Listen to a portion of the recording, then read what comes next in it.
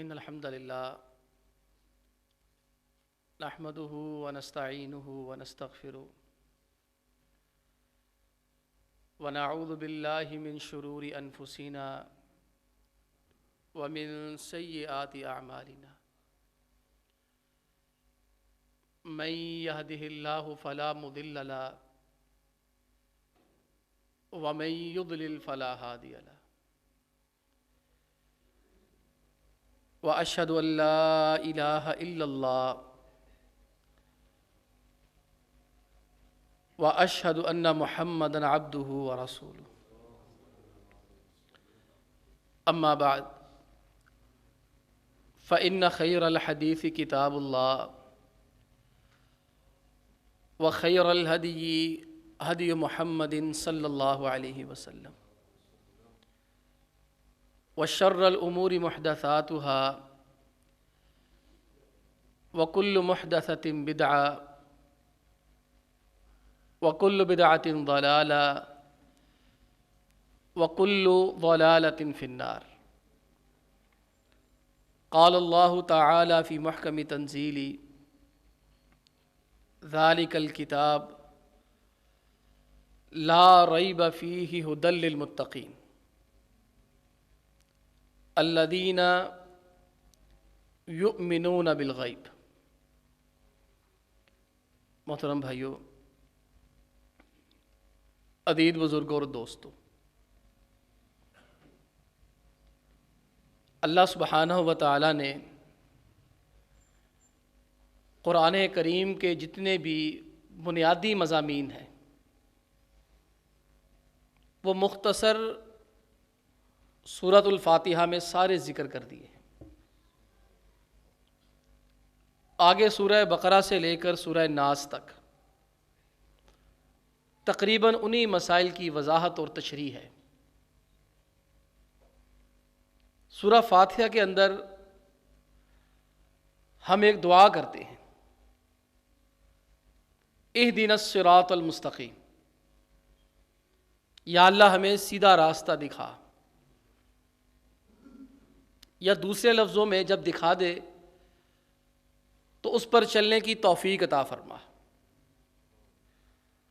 اور ساتھ ہی ہم کہتے ہیں غیر المغضوب علیہم ولا الضالین، یا اللہ ہمیں یہودیوں کے رستوں پر جن پر تیرا غضب ہوا ہے اور گمراہ عیسائیوں کے رستے پر ہمیں نہ چلانا. اللہ سبحانہ و تعالی نے ہماری اس دعا کے فوری بعد ہی ہمارے لیے جو سیدھا راستہ ہے اس کا بتا دیا. سورہ بقرہ چونکہ ہم نے پیچھے کہا تھا غیر المغضوب علیہم، جن پر تیرا غضب ہوا ہے، یہودی ہیں، ان کے رستوں پہ نہ چلانا، ان جیسے نہ ہم بنے. تو قریباً سورہ بقرہ کا جو پہلا پارہ ہے، ایک پاؤں کے بعد قریباً آخر تک وہ سارا یہودیوں کے راستے ہی بتائے گئے ہیں، ان کے یہ راستے ہیں. اور اگلی جو سورہ ہے آل عمران، چونکہ ہم نے عیسائیوں کا راستہ بھی چاہنا تھا، عیسائیوں کے راستے کیا ہیں، تو اللہ سبحانہ و تعالی نے پوری سورہ ہی آل عمران کے نام سے نازل فرمائی، جو کہ بی بی مریم طاہرہ مطہرہ عفیفہ کے والد گرامی، اور اس کی جو ابتدائی 80 کے قریب آیات ہیں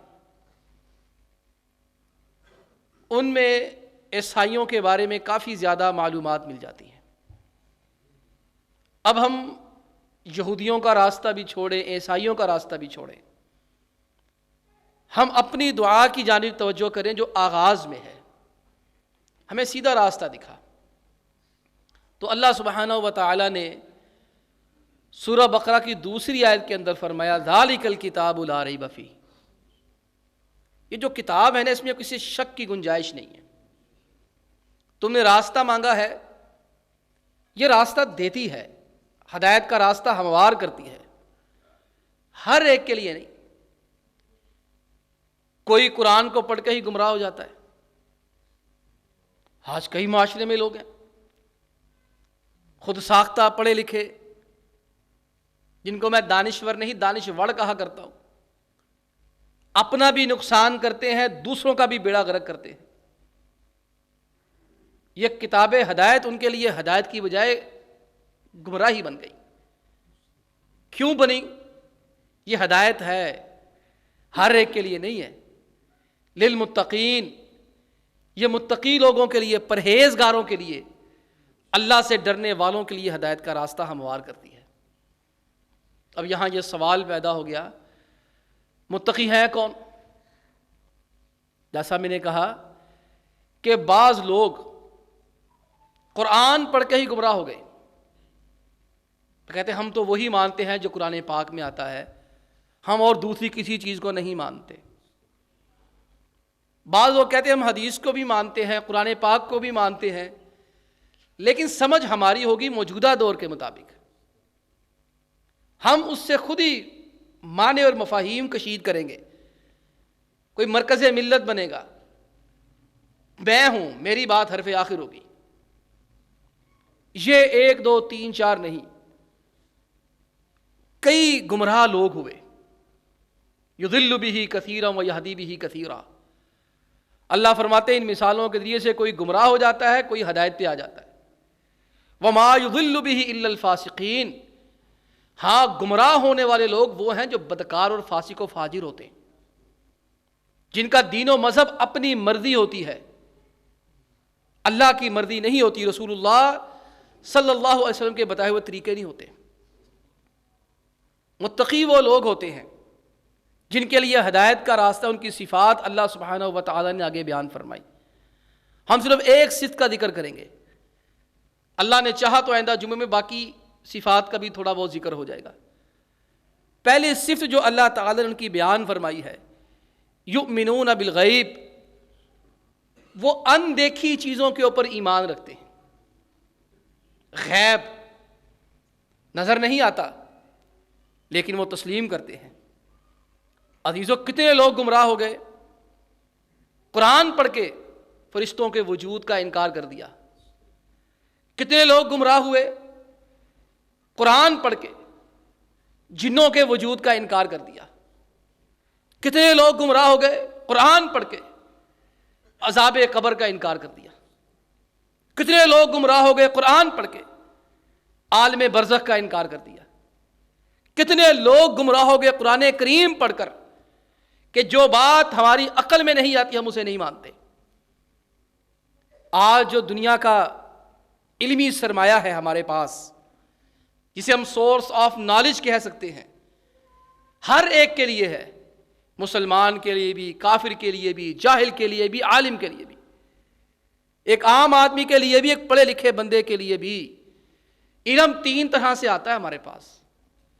ایک علم آنے کا ذریعہ حواس خمسہ، جسے انگلش میں کہتے ہیں سورس آف نالج، علم کے حصول کے ذرائع۔ ہمیں علم کیسے کسی چیز کے بارے میں آتا ہے؟ حواس خمسہ کسی چیز کے بارے میں معلومات فراہم کرتے ہیں۔ حواس خمسہ میں کیا ہے؟ ہاتھ لگانا۔ مجھے کیسے علم ہو یہ شیشہ نرم ہے کہ سخت ہے؟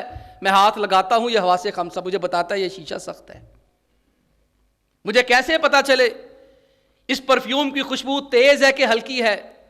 یہ حواس خمسہ میں سے سونگھنے کی جو صلاحیت ہے یہ مجھے بتاتی ہے یہ چیز کیسی ہے، اس کی خوشبو اچھی ہے کہ بری ہے، ہلکی ہے کہ تیز ہے۔ مجھے کیسے پتا چلے یہ بندہ گورا ہے، یہ کالا ہے، یہ کپڑا نیلا ہے، یہ پیلا ہے؟ حواس خمسہ میں سے میری آنکھ یہ مجھے بتاتی ہے کہ یہ چیز نیلی ہے، یہ سفید ہے، یہ کالی ہے، یہ ہری ہے، یہ فلاں ہے، یہ فلاں ہے۔ مجھے کیسے پتا چلے اس چیز کا ذائقہ کڑوا ہے کہ میٹھا ہے، اس میں شیرینی ہے کہ ترشی ہے، یہ گرم ہے کہ ٹھنڈی ہے؟ میں اس کو زبان پہ رکھتا ہوں، چکھتا ہوں تو لذت مجھے یہ بتاتی ہے کہ یہ چیز نرم ہے، گرم ہے، ٹھنڈی ہے، گرم ہے، کیا ہے، ایسے ہے، ویسے ہے، میٹھی ہے کہ کھٹی ہے۔ ہم ان کو تسلیم کرتے ہیں۔ حواس خمسہ بھی ایک علم کے ذرائع میں سے ایک ذریعہ ہے جس سے ہمیں علم حاصل ہوتا ہے۔ اور دوسرا جو علم حاصل کرنے کا ذریعہ ہے وہ میڈیکل سائنس ہے، یا عام سائنس، میڈیکل سائنس چھوڑے، سائنس ہمیں بتاتی ہے یہ ایٹم بم ہے۔ ہم کیسے مان لیں یہ گولی چیڑ پھاڑ کرتی ہے، اس کی رینج اتنی ہے، یہ بم اتنا دھماکہ کرتا ہے، یہ ایٹم وہاں تک جا سکتا ہے، یہ اس میں بولیں گے تو دور تک میری آواز جائے گی، اس کو بند کریں گے تو میری آواز بند ہو جائے گی، یہ گولی ہے، اس کا یہ سائیڈ ایفیکٹ ہے، اس کا یہ اچھا اثر ہے، یہ سر درد کے لیے اچھی ہے، یہ فلاں درد کے لیے اچھی ہے. یہ مجھے میڈیکل سائنس بتاتی ہے، علم بتاتا ہے، جس کو ہم سائنس کہتے ہیں. لوگوں نے اس سے بھی استفادہ کیا، ہم اس کے استفادے کے بھی قائل ہیں. لیکن عزیزو، یہ دونوں چیزیں، ان کی ایک حد ہے جہاں پر آ کر ان کی حد ختم ہو جاتی ہے، جہاں پر آ کر یہ دونوں چیزیں بھی جواب دینے سے قاصر ہو جاتی ہیں. جب تمام یہ دونوں چیزیں، حواس خمسہ بھی، سائنس بھی، جب جواب دینے سے قاصر ہو جاتی ہے، جب عقل، میڈیکل سائنس سے مراد اب عقل بھی لے لیں، چلیں عقل کا لفظ استعمال کر لیتے، عقل نہیں مانتی نا.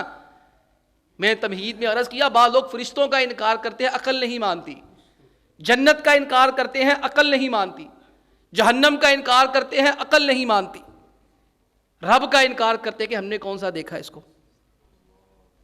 ہم ان دو چیزوں کا انکار نہیں کرتے. حواس خمسہ سے بھی علم حاصل ہوتا ہے، اور سائنس، عقل و دانش، فہم و فراست بھی علم کے حصول کے لیے ممد و معاون ہے. لیکن کچھ سوالات ایسے ہیں جن کا جواب نہ حواس خمسہ کے پاس ہے، نہ سائنس کے پاس ہے.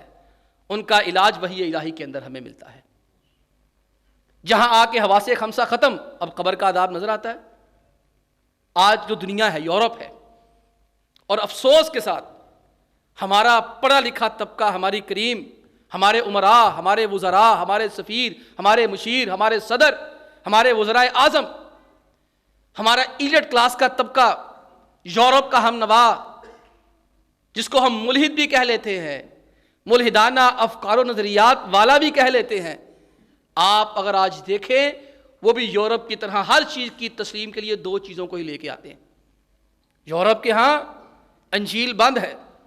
کوئی دور تھا وہاں پہ جب کوئی سائنسی نظریہ پیش ہوتا تو پادری صاحب کو پیش کیا جاتا. پادری کہتا اگر انجیل میں اس کی صراحت ملے گی تو میں اس کو مانوں گا، تصدیق کروں گا، وگرنہ کتابوں کو جلا کے راکھ کر دیا جاتا.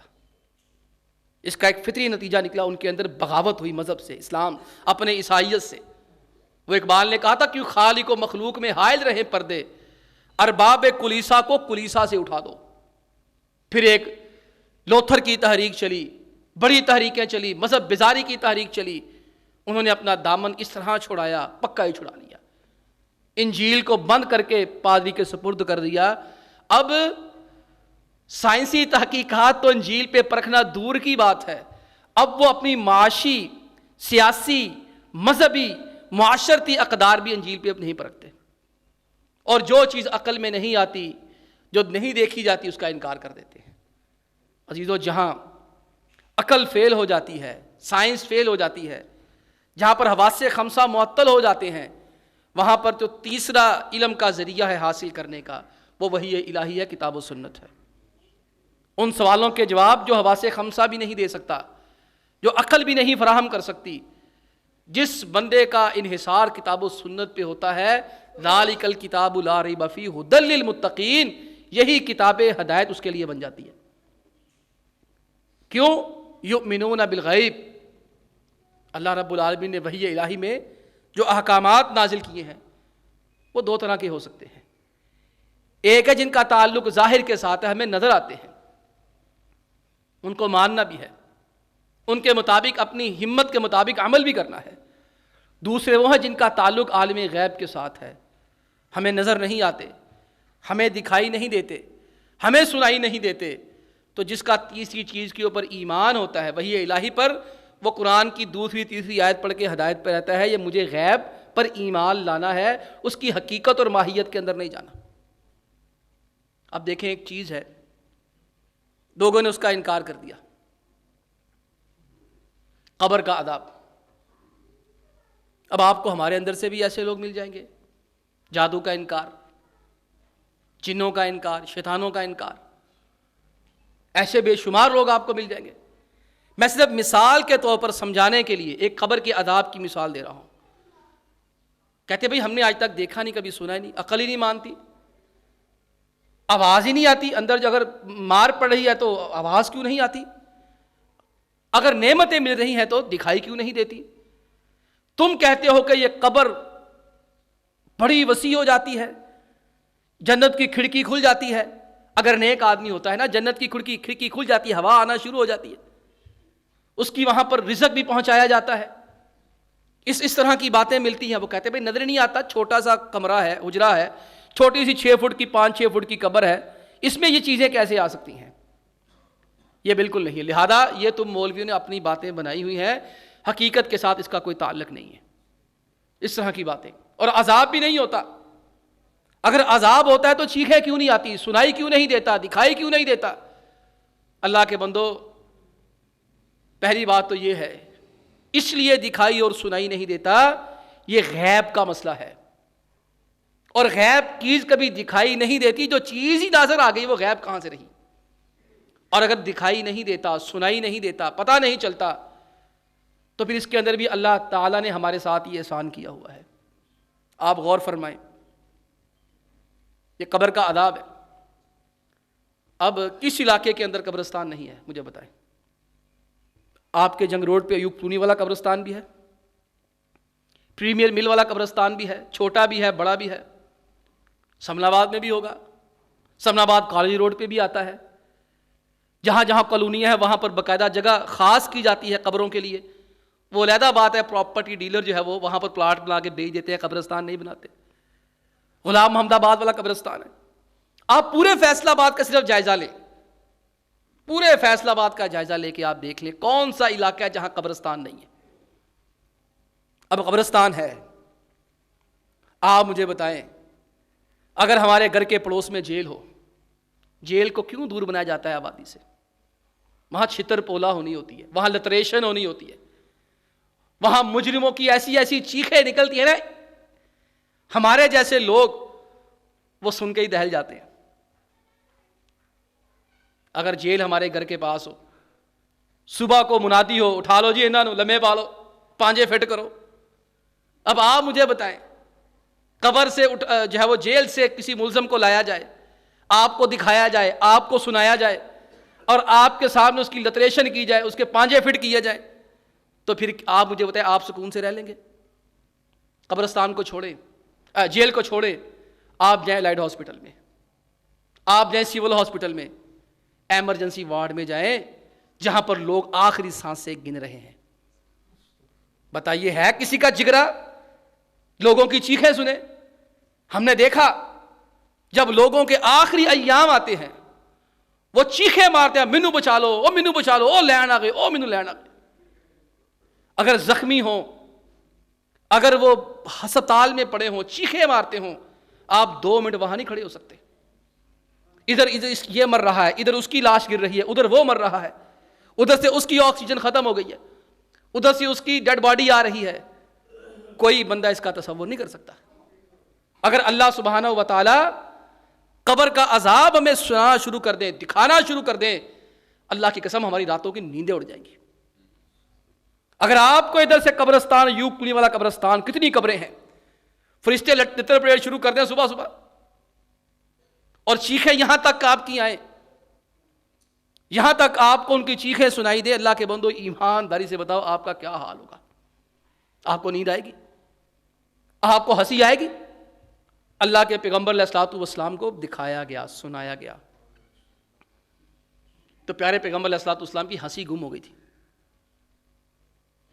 قبر کے عذاب کے متعلق فرمایا اللہ کی قسم جو اللہ نے مجھے دکھایا ہے، اگر تمہیں اللہ دکھا دے تمہارا ہنسنا بند ہو جائے، ہر وقت تمہاری آنکھوں سے آنسوؤں کی ندیاں بہنا شروع ہو جائیں، تمہیں اپنی فکر پڑ جائے میری باری بھی آنی والی ہے۔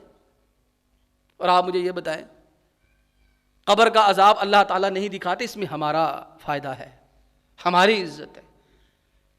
آپ مجھے بتائیں کسی کا رشتہ دار جیل میں چلا جائے تو لوگ پیچھے رشتہ داروں کو چین سے جینے دیتے ہیں؟ جرم ایک بندہ کرتا ہے، پوری برادری کو، پورے خاندان کو بھگتنا پڑتا ہے۔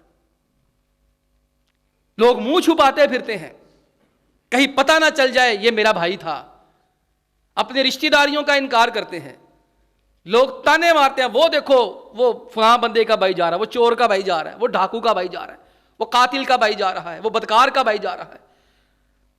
اب دیکھیں اگر فرشتے وہاں اللہ تعالیٰ عذاب جو ہے وہ دکھانا شروع کر دیں تو ہماری عزت و آبرو کیا رہ جائے گی؟ ہماری عزت و آبرو ختم ہو جانی ہے۔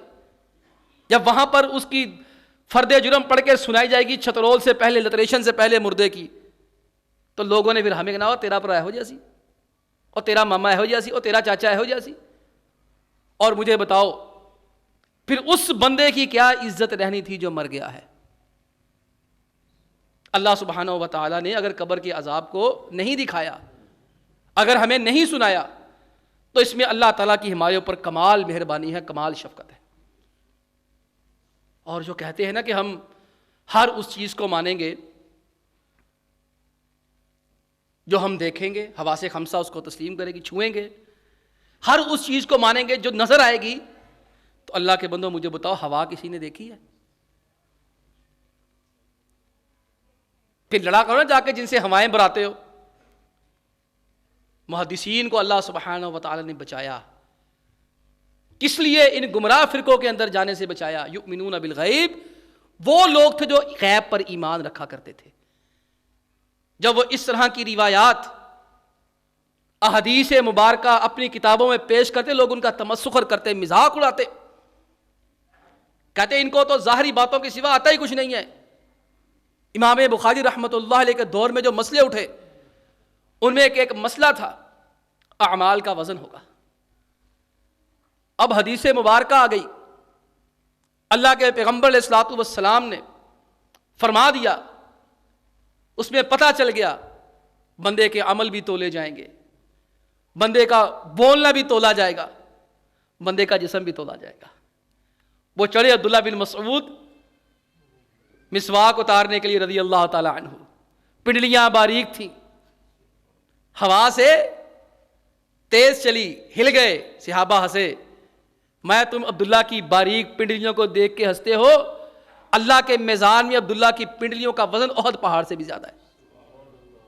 لو عبداللہ کا وزن ہوگا، پنڈلیوں کا وزن ہوگا، جسم کا وزن ہوگا، قول کا وزن ہوگا، وہ لا الہ الا اللہ کہا ہوگا، 99 دفتر گناہوں کے 99 بڑے بڑے رجسٹرڈ، ایک پلڑے میں لا الہ الا اللہ کا وزن ایک پلڑے میں کیا جائے گا، لا الہ الا اللہ بازی لے جائے گا، اللہ اس کو جنت عطا کر دیں گے۔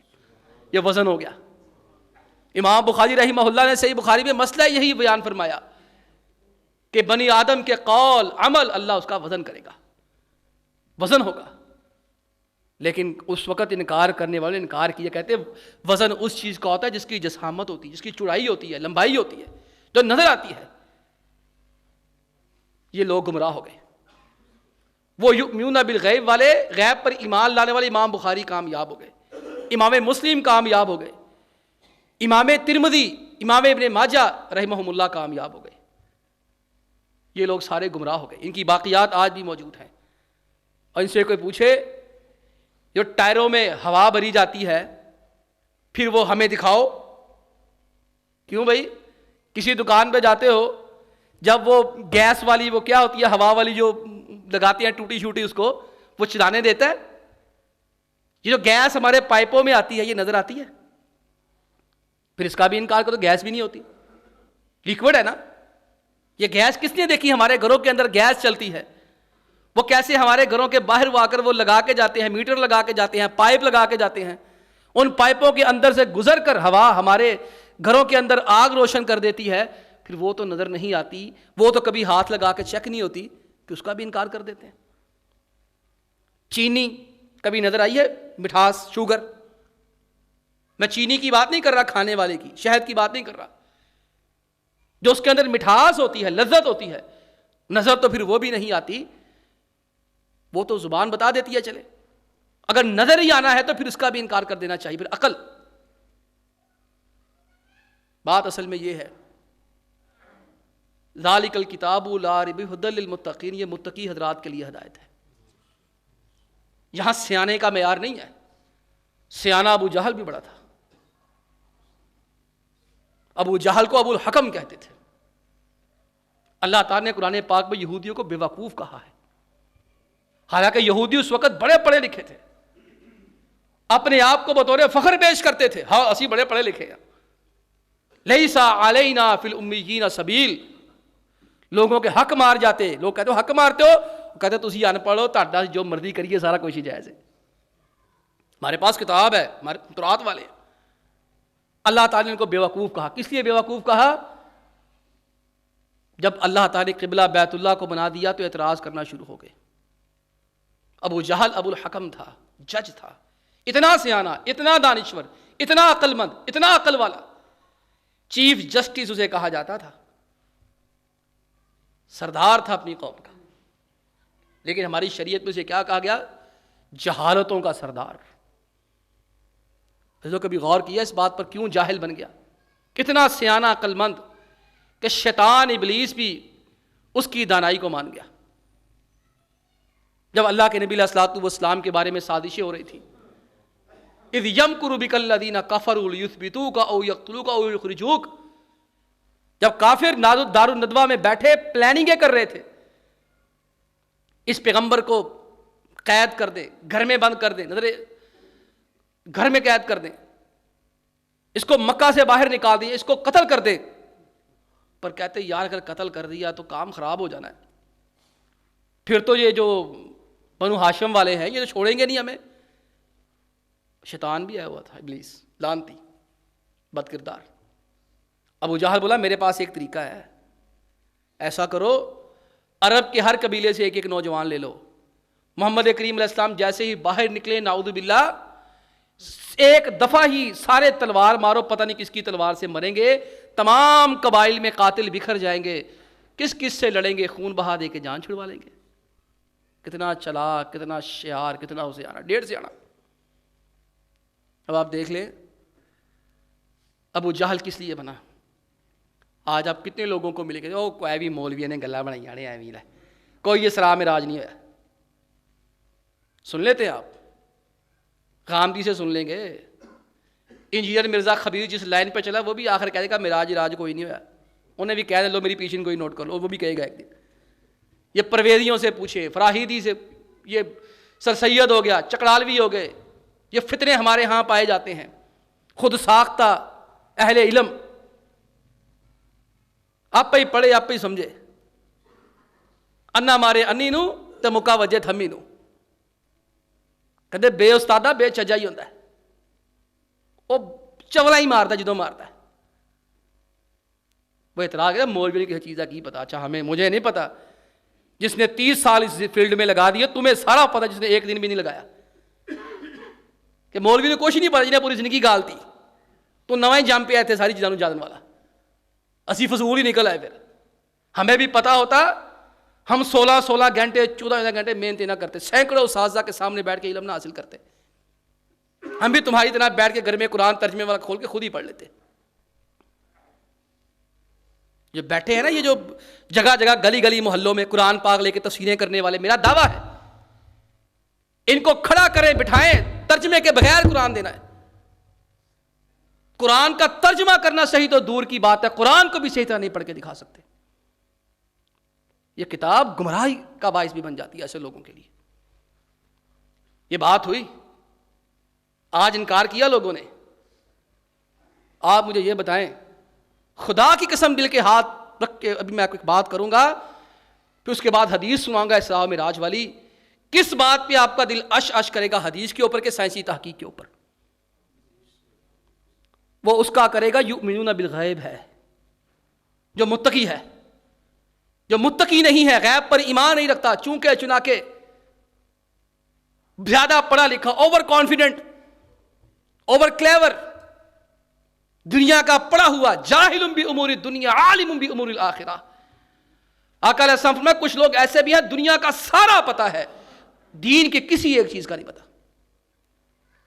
اب یہ لوگ دل پہ ہاتھ رکھیں، جب آئنسٹائن کی بات آئے، تھامس ایڈیسن کی بات آئے، سقراط بقراط کی بات آئے، بڑا غور سے سنیں گے. ابھی میں بتاتا ہوں، سائنس نے معراج آج ثابت کر دیا ہے. سائنس نے کہا کہ ہاں معراج ہو سکتا ہے. تھامس ایڈیسن نے، حضرت مولانا شیخ الحدیث شیخ التفسیر تھامس ایڈیسن صاحب نے کہا ہے. اس کافر نے کہا تو ہم نے مان لیا. صحیح بخاری میں مسلک میں حدیث ہے، کہا نہیں مولویوں نے آپ ہی بنائی نے، یہ سائنسدان کو لکھی چیز لے کے آتے ابھی اپنے کو نہیں بنا دینے. عقل کا استعمال کرتے ہیں, تھیوریز پیش کرتے ہیں. تھامس ایڈیسن نے ایک تھیوری پیش کر دی, اس نے کہا ہاں ٹائم سپیس کی تھیوری, جائیں پڑھیں جا کر نیٹ پہ سرچ کریں. اس نے کہا اگر کسی کے پاس ایسی سواری ہو, وقت رک سکتا ہے, اس بندے کے لیے وقت رک سکتا ہے جس کے پاس اتنی تیز رفتار سواری ہو کہ جہاں تک نگاہ جاتی وہاں اس چیز کا ایک قدم جاتا ہو تو وقت تھم جاتا ہے. ہم نے کہا او ماشاءاللہ, او دیکھو سائنس نے ثابت کر دیا سامر, آج دیکھو. یہ ایمان نہیں ہے. امام راضی رحمہ اللہ بھی آخری عمر میں ہدایت پہ آئے تھے. 2 بڑھیاں جاندیاں پیاں گلاں کر دیاں, او راضی جاندا پیا, او راضی جاندا پیا. او کیڑا راضی بھੈਣੇ کنے کیتا ہے؟ وہ تینوں نہیں پتا, بڑا پڑھیا لکھیا ہے, اینے اللہ دے ہون تے 100 دلیلاں دتیاں نے. اچھا, وہ بیچاری سادہ سی عورت تھی, پڑھی لکھی نہیں تھی, لا علم تھی. وہ نے کہا مطلب ہے جیڑا اللہ دے وجود تے 100 دلیلاں دیندا او دے دل چ اللہ دی وجود تے 100 شک پہلے ہی موجود نے. امام زادی سر پھاڑ کے بیٹھ گئے. میں اللہ کی قسم اس عورت کا ایمان راضی سے کہیں زیادہ ہے. راضی نے توبہ کی, گناہوں سے توبہ, میری ساری کتابیں ختم کرو, میں نے ان کتابوں کو مانتا, ساری کتابوں سے معافی مانگی اللہ سے. یہ بہت پڑھے لکھے تھے, ہم بھی بڑے پڑھے لکھے. جب تحقیق آئی تھامس ایڈیسن کی آنکھیں بند کر کے ماننا ہاں معراج ہوا ہے, لیکن جب میں حدیث پیش کروں کہ اللہ کے حبیب علیہ الصلوۃ والسلام نے کہا اللہ نے مجھے براق دیا, جب میں بیت اللہ سے بیت المقدس گیا میرے پاس براق تھا, آقا فرماتے ہیں اس اتنا تیز رفتار تھا جہاں تک نگاہ جاتی تھی وہاں تک اس کی ایک پاؤں کا قدم لگتا تھا جا کر. تو تھامس ایڈیسن نے کہہ دیا اگر کسی کے پاس ایسی سواری ہو کہ جہاں تک نگاہ جاتی ہو وہاں تک وہ سواری ہو, وہاں اس کی رفتار ہو تو وقت رک جاتا ہے. ٹائم سپیس کی تھیوری تم نے اسے مان لیا, پیغمبر خدا نے 14 سال پہلے کہا تم نے مانا ہی نہیں. بتاؤ جاہل کون ہوا؟ ایک علم کو 14.5 سال بعد سیکھنے والا وہ جاہل ہے یا اس چیز کو 14 سال پہلے سیکھنے والا وہ جاہل ہے, وہ عالم ہے؟ بتاؤ دل کے تار کب بجے جب تھامس ایڈیسن کی تھیوری پیش کی, پیارے پیغمبر کی حدیث پیش کی ہے. آج فیصلہ کر لو, صدیقین کی صف میں کھڑا ہونا ہے کہ ابو جہل کی صف میں کھڑا ہونا ہے. اسراء معراج ہوا, میں آیا ہوں, ہاں جی میں آیا ہوں. ابو جہل خبیث کو موقع مل گیا تانا مارنے کے لیے, موقع مل گیا نا پریشان کرنے کے لیے. تو صبح ہوئی, ابو بکر صدیق رضی اللہ تعالیٰ کو ملتا ہے, کہتا ہے یار آپ کو پتہ ہے, آپ کو ایک بات بتاؤں, آپ کے دوست نے کیا کہا ہے؟ یہ کیا کہا ہے؟ وہ کہتے ہیں میں راتوں رات یہاں سے بیت اللہ سے بیت المقدس گیا, وہاں سے پھر آسمانوں کی ساتوں کی سیر کر کے سدرہ منتہا تک گیا, وہاں سے میں واپس آیا. لو بھلا عقل مانتی ہے اس چیز نو؟ یہ بھلا اس طرح ہو سکتا ہے؟ بکر صدیق رضی اللہ تعالی عنہ نے یؤمنون بالغیب میں سے تھے. وہ پہلا بندہ یؤمنون بالغیب جو غیب پر ایمان لے کر آیا, پہلا بندہ. اس کی بات سنو, اس کا ایمان سنو. کیا انہوں نے یہ کہا ہے؟ وہ فرماتے ہیں ہاں کہا ہے. کہا پھر ہو گیا ہے. زیست انہیں پیاری, ہم زیست کے پیارے ہیں. وہ عقل کے بندے ہیں, ہم عشق کے مارے ہیں. یہ محبت رسول کہا ہے نا, بس ٹھیک ہے. حدیث آ گئی, نہیں عقل جانی, بس ٹھیک ہے. وہ کہنا جان دے یار, کہیں جو سر یہ ہو سکتا ہے. اس نے کہا ہاں تم تو ایک دن کی بات کرتے ہو, وہ روزانہ ہمیں بتاتے ہیں آسمان سے اللہ نے یہ کہا, ہم وہ مانتے, یہ تو چیز ہی کچھ نہیں ہے. اس دن کے بعد بکر صدیق رضی اللہ تعالیٰ کو صدیق کا لقب مل گیا, ابو جہل کو جہالتوں کے سردار کا لقب مل گیا. بھائیو تمہارا کام ہے ایمان لے کر آنا. جو چیز سامنے آ گئی وہ غیب رہی نہیں. یہ قرآن اس کے لیے ہدایت ہے, ہدایت کا سرچشمہ ہے. اس کی پہلی صفت ہے یؤمنون بالغیب ذالک الکتاب لا ریب فیہ. اللہ فرماتے اس کتاب میں کوئی شک نہیں ہے. ھدی للمتقین, یہ متقی لوگوں کے لیے ہدایت کا سامان کرتی ہے. متقیوں کی صفاتوں میں سے پہلی صفات کیا ہے؟ صفات میں سے یؤمنون بالغیب, وہ اندیکھی باتوں پر ایمان, فرشتے, جنت, جہنم, دوزخ, جن, جو بھی ہے سب کو مانتے ہیں. اللہ سے دعا ہے اللہ تعالی ہمیں اسی عقیدے پہ زندہ رکھے, اللہ ہمیں اسی عقیدے پہ موت عطا فرمائے. وآخر دعوانا ان الحمد للہ رب العالمین.